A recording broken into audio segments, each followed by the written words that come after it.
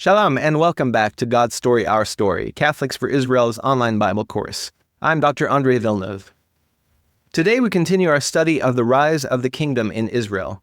Last time we explored the first book of Samuel, examining the life of Samuel, the great prophet and last judge of Israel. We discussed how God commissioned Samuel to anoint Saul, the son of Kish, as Israel's first king. Unfortunately, Saul failed to live up to his calling, and because of his disobedience, God rejected him from the kingship. Instead, God chose a man after his own heart, a young shepherd named David, the son of Jesse. In the second half of 1 Samuel, we saw David rise to fame through his exploits, most notably his victory over the Philistine giant Goliath. This success made Saul very jealous, leading him to persecute David and even attempt to kill him several times.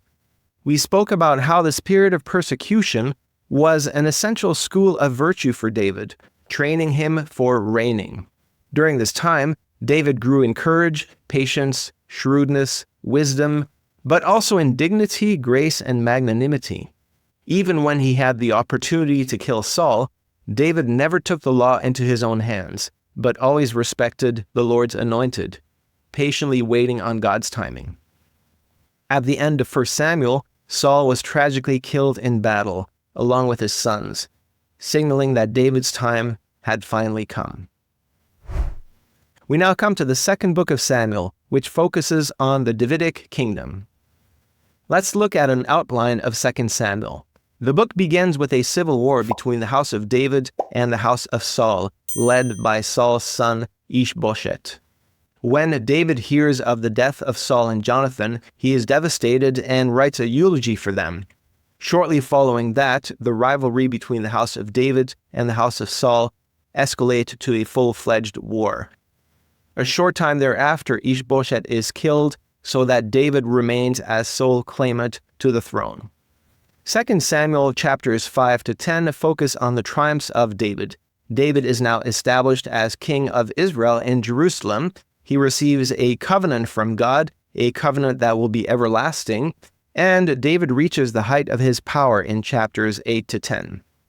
Unfortunately, starting with chapter 11, the text turns to the tragedies of David, tragedies that are largely self-made due to David's own sin with Bathsheba. This affair is going to lead to chaos in David's own house, including the sins of his own sons, one brother killing another, and the usurpation of the throne by David's own son, Absalom.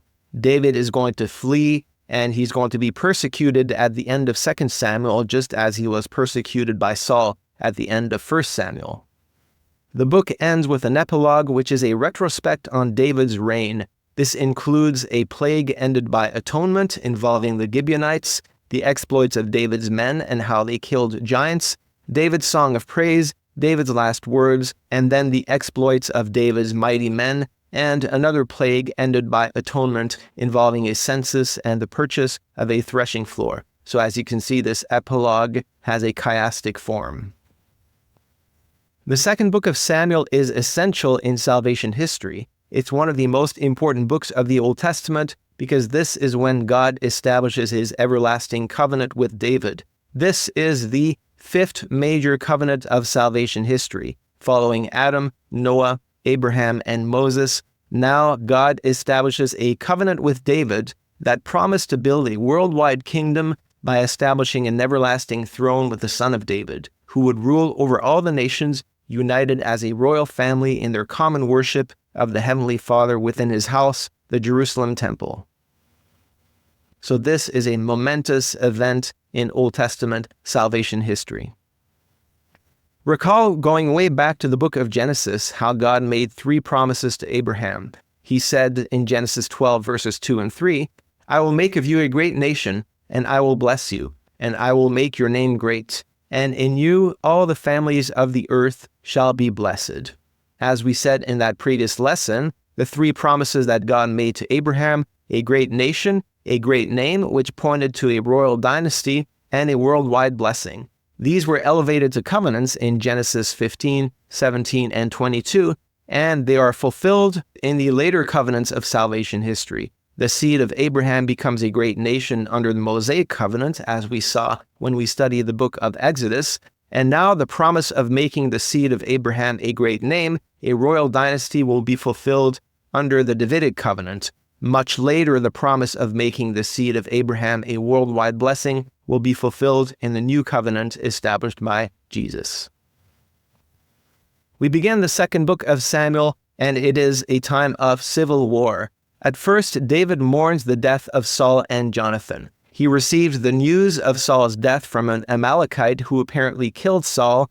David is not happy and he kills this messenger. So David, ever magnanimous, is never happy even at the death of his enemies. David goes on to mourn the death of Saul and Jonathan, and right after he is anointed king in Hebron. Only Abner, the son of Ner, Saul's former commander, makes Ishbosheth, the son of Saul, king over Israel. So we have two rival kings now reigning over Israel. This leads to a civil war between the house of Saul and the house of David. There is a bloody battle between Abner on Ishbosheth's side and Joab, the general in David's army, by the pool of Gibeon. Abner kills Joab's brother Asahel, and that's going to lead to really bad blood between Abner and Joab. Providentially, things turn in David's favor. Ishbosheth accuses Abner of sleeping with his father's concubine. Abner is very insulted, and so Abner defects to David's side. David welcomes him and takes him on his side. But Joab, who did not hear of this new agreement, treacherously kills Abner in revenge for the death of his brother. David then curses Joab and mourns Abner as well. So that's the end of Saul's former commander and Ishbosheth's general. Ishbosheth is then assassinated. Two rascals named Baana and Rechab kill and decapitate him. They bring his head to David, thinking that David will reward them for killing his enemy, but he is angry about this assassination and orders them to be killed. And so even in the civil war between David and Ishbosheth, David is never vengeful against his enemies, but always respects them. So here we see David's rise to power, David who controls here the south of the kingdom, and Ishbosheth's territory up here in the north. After the death of Ishbosheth, David reigns uncontested over all of Israel. The tribes of Israel proclaim David to be king of Israel in the city of Hebron. David will reign 7.5 years in Hebron and 33 years in Jerusalem. David then conquers Jerusalem from the Jebusites. Recall that Joshua never succeeded in conquering Jerusalem, and so this is the moment when Jerusalem falls into Israelite hands, and he renames it the City of David, or Zion. So this is the beginning of Zion theology as David conquers the city of Jerusalem. David builds his palace, and we are told about his concubines, wives, and children, and David then wins several victories over the Philistines. Probably the most important event at the beginning of David's reign is how he brings the Ark of the Covenant into Jerusalem. The Ark had been at Baalei Yehuda, otherwise known as Kiryat Yearim, since the beginning of the book of Samuel, and so he brings it in to find a resting place for the Ark of the Lord. Unfortunately, as the Ark is brought in, the cart carrying the Ark stumbles, and a poor man called Uzzah touches the Ark to try to stabilize it, and he is struck dead because it is strictly forbidden for anyone to touch this sanctified vessel of the Lord's presence. There's a really interesting description of this bringing of the Ark into Jerusalem. David says, "How can the Ark of the Lord come to me?" And then the Ark remains for 3 months in the house of Obed-Edom the Gittite in the hills of Judah. Much later, we're going to see another visit of the sacred presence of the Lord coming to the hills of Judah when Mary will come and visit Elizabeth, and Elizabeth will say, "How can the mother of my Lord come to me?" And Mary will remain for 3 months in the hills of Judea. And so the Gospel of Luke is comparing the visitation of Mary to Elizabeth to the entrance of the Ark of the Covenant in Jerusalem. In other words, Mary is the Ark of the New Covenant. David brings the Ark of the Covenant to the city of David, and he does something very strange here. He wears a priestly ephod and dances around the Ark. He offers burnt and peace offerings, blesses the people, and offers them bread. So David is taking on the role of a priest here, to the shock of many, and especially of his own wife Michal. Recall, she is the daughter of Saul, who despises David, and because of that, she is condemned to have no children until the day of her death. So something extraordinary here in how David takes on the role of the priest as he brings the Ark of the Covenant to its resting place in Jerusalem. This is the moment when God will establish an everlasting dynasty with David. Once again, recall God's promise to Abraham, "I will make your name great." So the Lord now gives David rest from all his enemies round about. This echoes the words of the book of Deuteronomy. Now David, always a man after God's own heart, wants to build a house for the Lord. The prophet Nathan comes and tells him, "Listen, David, you've been a man of war. It's not going to be up to you to build a house for the Lord, but that's going to be your son's job." So God's reply is that God actually will build a house that is a dynasty for David. And we see David's words here from 2 Samuel 7, verses 1 and 2. Now it came to pass when the king was dwelling in his house, and the Lord had given him rest from all his enemies all around, that the king said to Nathan the prophet, "See now, I dwell in a house of cedar, but the ark of God dwells inside tent curtains." So David is concerned about the Lord's honor, and so the Lord, in response, will elevate David's own honor. And this is the Lord's response. "I will make for you a great name, like the name of the great ones of the earth. And I will appoint a place for my people Israel, and will plant them, that they may dwell in a place of their own, and move no more. And I will give you rest from all your enemies. Also the Lord tells you that he will make you a house." So extraordinary words here that the Lord will build a house for David, namely a royal dynasty and a covenant for all nations. Here is the continuation of God's reply to David. "When your days are fulfilled and you rest with your fathers, I will set up your seed after you, who will come from your body, and I will establish his kingdom. He shall build a house for my name, and I will establish the throne of his kingdom forever. I will be his father, and he shall be my son. And your house and your kingdom shall be established forever before you. Your throne shall be established forever." So what's going on here? David transforms the national family of Israel into an imperial family and dynastic kingdom over other nations to share with them God's wisdom, truth, and righteousness that he originally gave to Israel. David has a beautiful prayer response in humility and in gratefulness to the Lord. And what does he say?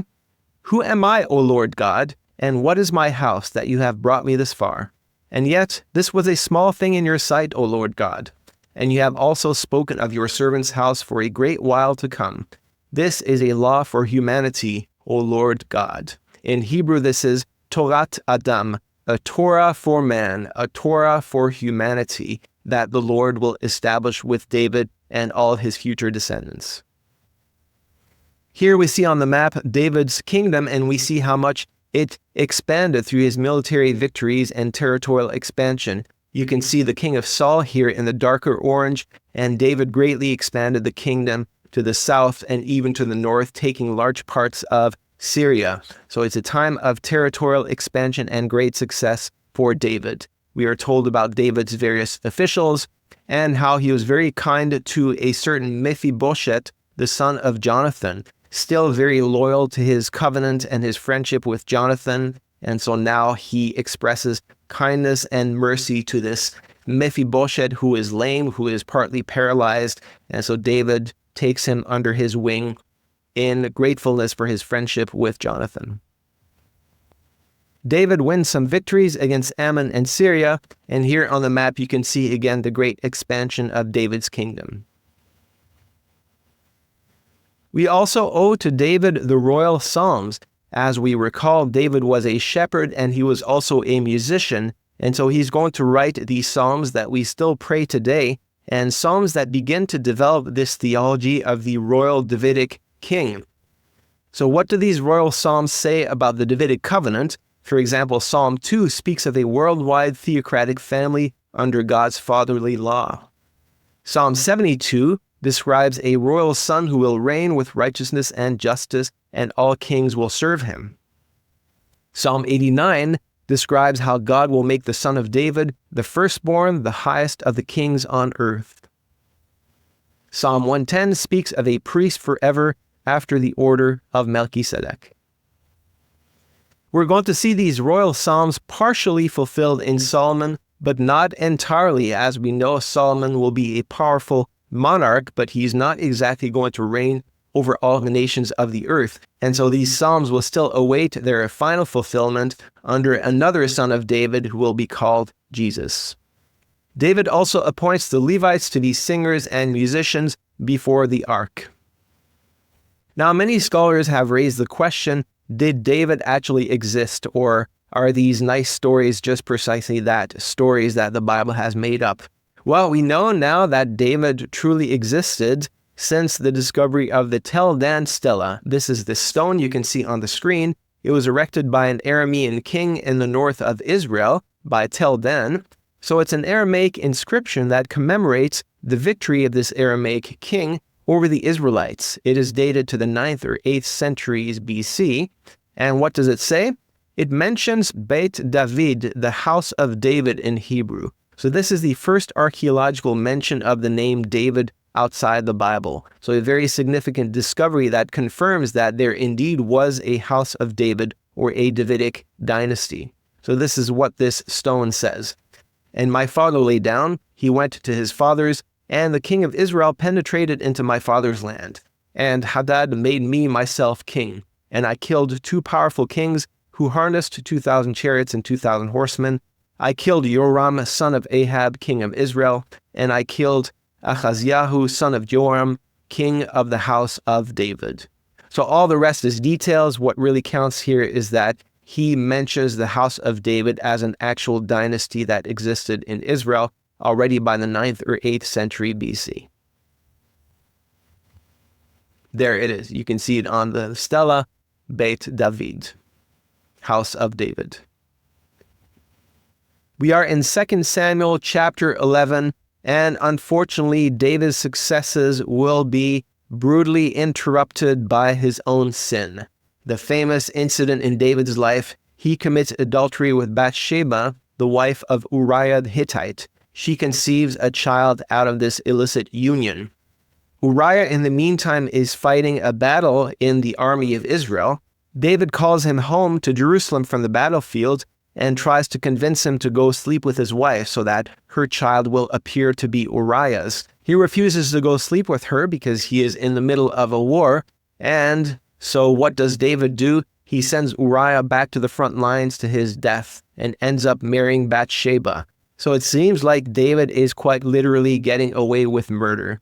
The problem is that God has seen everything. So God sends Nathan to David to deliver a parable to him, saying, "Listen to this parable. There was a poor man who had only 1 sheep whom he loved, and a very rich man who had many flocks. And this rich man, instead of taking from his own flocks, stole the sheep from the one poor man who only had his 1 sheep. What should be done to this rich man?" David says, "This is outrageous. This man should be killed."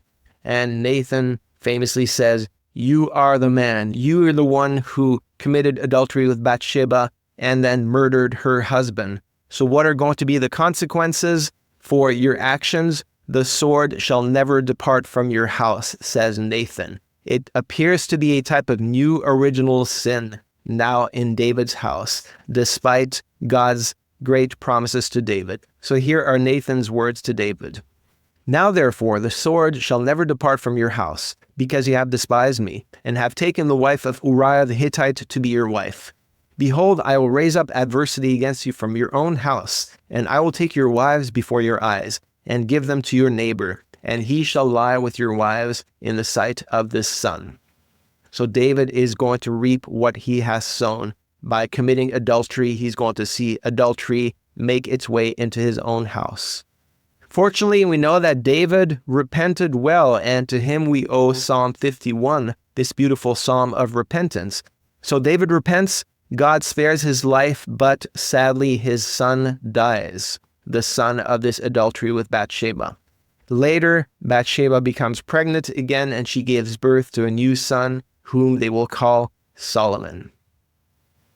David then captures Rabbah, the capital city of the Ammonites, and so he continues to experience military success. But trouble then comes into David's house, as we said, as a consequence of this great sin against Bathsheba and her husband Uriah. We know that David had many sons from different wives. One of his sons was Amnon, and Amnon is infatuated with his half-sister Tamar, who is also the full sister of Absalom. Amnon rapes Tamar. Absalom hears of this and wants to avenge his sister, whom his half-brother raped. So Absalom ends up murdering Amnon and flees away from Jerusalem. Can you imagine poor King David, who sees this rape among his siblings, and then one of his sons kills his other son? So a terrible tragedy falling upon David's house. A short time later, a wise woman from Tekoa comes to David, and she manages to convince him to allow Absalom to return to Jerusalem. So it seems like things are quieting down, but far from it. Absalom gathers supporters, and a short time thereafter, he usurps the throne and takes over the kingship in Israel, so that David is outnumbered and he has to flee Jerusalem, leaving his concubines behind. Some allies remain with him, such as Ittai the Gittite. They cross the Kidron Valley and escape through the Mount of Olives. Abiathar, Tzadok, and the other priests stay loyal to him, and they return to Jerusalem. Others remain loyal to him, such as Hushai the Archite, who returns to Jerusalem to act as a spy for David from the city. A certain man called Ziba, who is a servant of Mephibosheth, brings donkeys, bread, and wine to David. So David is now riding on a donkey as he escapes Jerusalem, together with bread and wine that he's able to give his men. So you may recognize something here that we're going to revisit when we study the life of Jesus. Jesus is going to enter Jerusalem riding on a donkey from the Mount of Olives on his way to celebrate the Passover, where he will consecrate bread and wine to become his body and blood. So David's escape from Jerusalem anticipates Jesus' future entrance into Jerusalem. A certain man, Shimei, curses David. Abishai wants to kill him, but David, as always, extends mercy, and he arrives at the Jordan River, so has to completely escape the land of Israel. What do we see here in David's flight? We see a reversal of the conquest of Canaan, and at the same time, this prefiguration of Christ's passion, including being betrayed by a friend, crossing the Kidron Valley, going up the Mount of Olives, riding on a donkey involving bread and wine. And in fact, we're going to see this betrayer hang himself. This betrayer is called Achitophel. He is one of the men loyal to Absalom. In the meantime, Hushai the Archite returns to Jerusalem and pretends to pledge allegiance to Absalom. Achitophel's counsel to Absalom is, go and sleep with David's concubines in public, which he does. So Absalom lies with David's concubines, a total humiliation of David, the king of Israel, and truly as retribution for his own sin against Bathsheba. Just as Nathan said, the sword will not depart from your house. The family strife continues and becomes worse. Hushai, remember Hushai is on David's side, he thwarts Achitophel's plans to capture David. So Achitophel proposes to Absalom to pursue David immediately, but Hushai tells him, no, wait, delay the attack. Absalom takes Hushai's advice and David is able to escape, so that David crosses the Jordan now to Machanaim on the other side of the Jordan.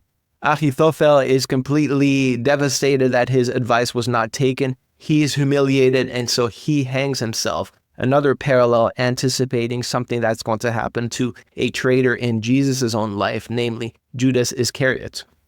Absalom also crosses the Jordan, and this ends with a battle in the woods of Ephraim. We know that David was adamant that Absalom should not be harmed. Unfortunately, as the battle goes on, Absalom is caught in the branches of the tree by his famously long hair, and Joab ends up killing him. The news of Absalom's death reached David, and of course David is devastated, so that he mourns for his son Absalom. Joab sees this and is very upset. He's saying, listen, David, we've been fighting your war. we kill your enemy, and now you're weeping over the death of your enemy. And so pretty cold-hearted from Joab, who reproaches David. David at this point has had enough of Joab, so he replaces him with another man called Amasa and returns to the Jordan. At the Jordan, David settles accounts with various men, including Shimei, who cursed him as he escaped Jerusalem, Mephibosheth, the crippled son of Jonathan, and another guy called Barzillai. David crosses the Jordan going back to Gilgal. And so what is going on here? David is somehow reenacting the conquest, crossing the Jordan, moving to Gilgal, which was the first encampment of the Israelites when they entered the land.